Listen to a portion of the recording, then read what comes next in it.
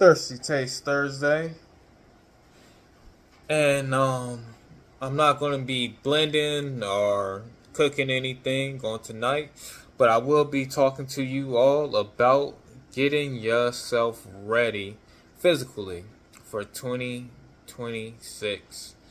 On Monday, I talked about people getting themselves together for 2026 financially by utilizing $100 and different things that you can actually do with $100. But it's also good for you to get yourself in shape as well.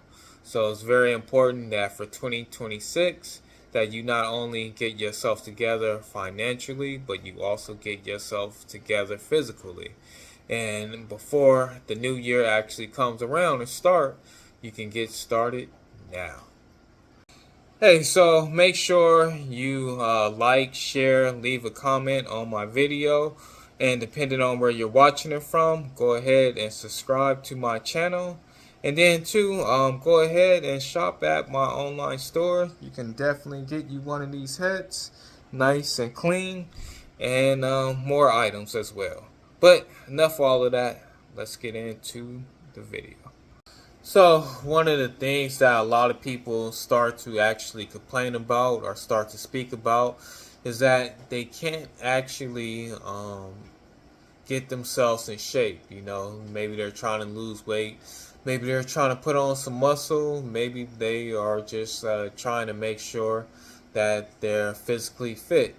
And oftentimes, the biggest thing that causes these issues of them actually doing it is actually finding the time to actually do it, or being consistent at actually doing what they're doing. Or sometimes it may be just actually getting started. A lot of people may talk about it, but they don't actually be about it. And so, one of the things you definitely want to eliminate out of your equation is just talking about it. It's good to actually do something about your physical health. Now, one of the ways you can actually start doing something about it is to making little strides. You don't need to go out and try to, if it's possibly running, you don't need to start out by actually running um, an hour a day. You know, your body may not be ready for that. Some people are able to do it, some people are not. Or if it's you lifting weights, it's not one of those things where you go out and you start doing a whole lot and you just hope that you're going to continue to get stronger by you just doing a whole lot. The better thing to do is to actually start off at a low pace, or even if you're lifting weights, start at lifting light weights, and then eventually getting your strength up to where you can actually do more weights. And then if it's running, it's you starting maybe with doing five, maybe take a whole week and just do 5 minutes of just running, jogging. It could be possibly on your treadmill. It could be you just going on a walk for 5 minutes. But then as the weeks continue to go, start increasing it. You can possibly increase it by 5. And so now you start doing 10 minutes.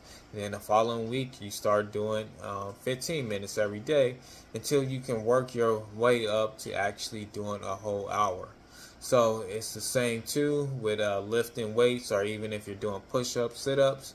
Start by doing the bare minimum that you can actually do. And for those of you who may be trying to do push-ups to get yourself in shape, you don't have to. Let's say you can't actually do a whole 5 push-ups, but eventually maybe you can start on your knees and kind of bend your way into it, and then eventually get to where you don't need to be on your knees anymore, and then you can start doing the push-ups normal. But you know you can start at doing 5 and then continue on the following week by adding 10 more. So if you kind of repeat these patterns, it will definitely help you out to actually get yourself in shape. But the biggest thing for all of us to actually do is to actually get started and try to maintain doing it. And then over time, you will actually get a lot better.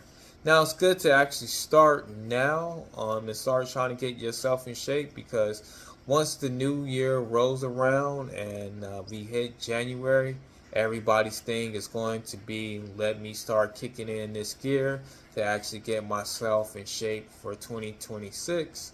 But if you start now, you'll be ahead of everyone else, and then a lot of people may not actually be trying to do so at this time, which will give you more time to actually get in shape before everybody else starts trying to do so. Alright, my throwback on tonight is for those of you who are WWE fans and those of you from back in the day who were possibly WWF fans, which is now called the WWE. So back in the day, they had a thing called a finishing maneuver, or finishing move, I should say. And your finishing move was the move that actually would take the other opponent out. And this was something that a lot of people were known for, their finishing move. And most cases, people wouldn't actually be able to kick out, or they would submit to whatever that wrestler's finishing move actually was. Now, in certain matches, it will be where possibly the person's finishing move would get countered back in the day, or possibly their finishing move, maybe somebody will actually kick out of it. But it will be like one of those big matches and the guy just kicks out.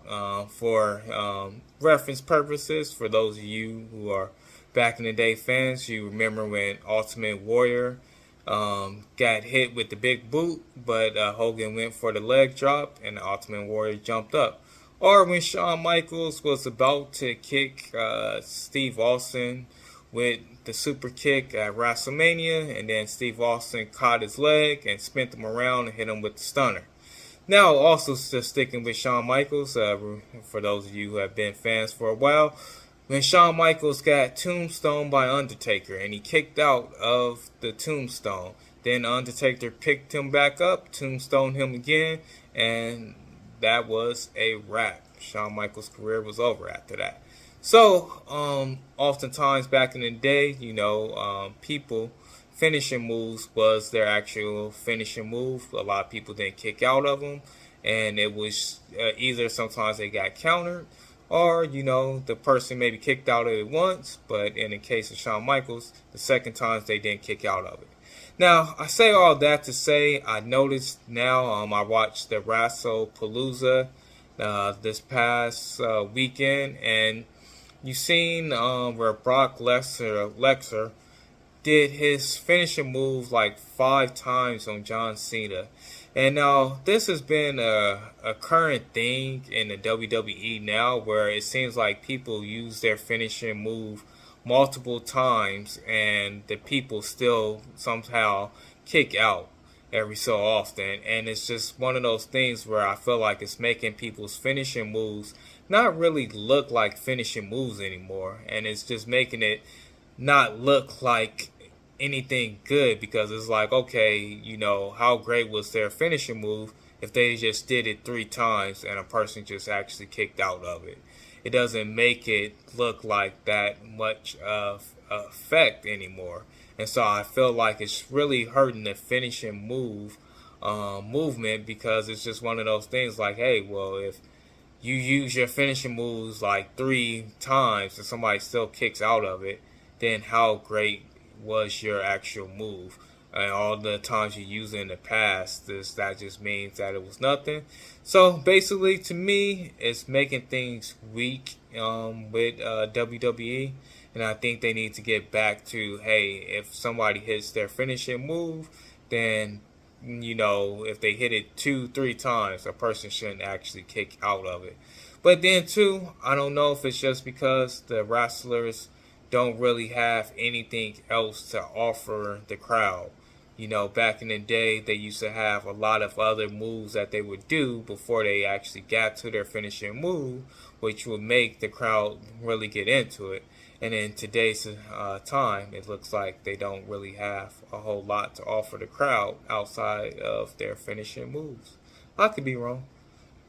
Alright, and the thing that I had a tasteful conversation for, I should say, those of you who probably last week seen the Dame Dash interview on the Breakfast Club, and he was basically trying to convince them that he was not actually broke, and that he didn't, that he basically said he filed for bankruptcy, but he was saying, bankruptcy is basically, a thing that he had to do so that people who kept on trying to sue him wouldn't continue to try to sue him, and then he has to fight it in court, and then, waste money actually fighting in court.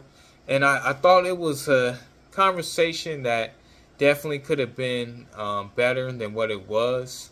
I thought it was kind of bad on the fact that, they brought him up there just to talk about whether or not he was broke, and him trying to convince them that he wasn't actually broke. I definitely think they both made a lot of good comments as far as how they kind of felt about each other. I think Damon Dash, talking about, basically, you guys go to a job each and every day. That's not the thing that you should be doing. You guys been doing this for years, going to the same job. You guys can't just get up and wake up and say, hey, I'm gonna just sit in the house. You gotta actually get up and you actually have to go to work. So I think he was right about that. It's definitely good when you own your own business, or you own your own things, and those things actually generate money for you, to where you can just say, hey, I'm going to stay at home. I'm not going to get up, and I'm not going to actually go to work, because I have money coming in that's going to take care of me and my family, and I don't have to actually go out and work or go clock in at a job. I mean, even though you may own a business or something, you still got to do some type of work. So it's never a thing where you're not actually doing anything. But in the same sense, you going and actually working a job, a lot of people shun that a lot and say, hey, you got to get up and you got to work a 9 to 5. This is something that you get up and do every day. Now, working a job, yes, it takes away from you maybe relaxing, doing something else with your family and things like that. But it also, too, helps you to generate doing other things, like using your money to do other things with it. And as you continue to go to your job, you can use your job as a way, like, to have a business and take deductions from your taxes based on you actually working a job and then you actually having your business. So there's good ways that you can go about working a job and owning a business or doing other things. Or in DJ Envy's case, he does the real estate thing. So he can have property, own property, go to work, and then use money that he's making off of his properties to generate more money for him.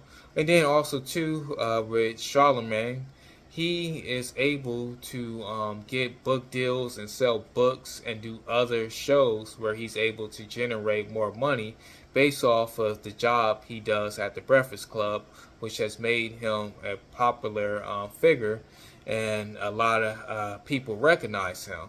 So he utilized his job to open up more doors to bring more money to him.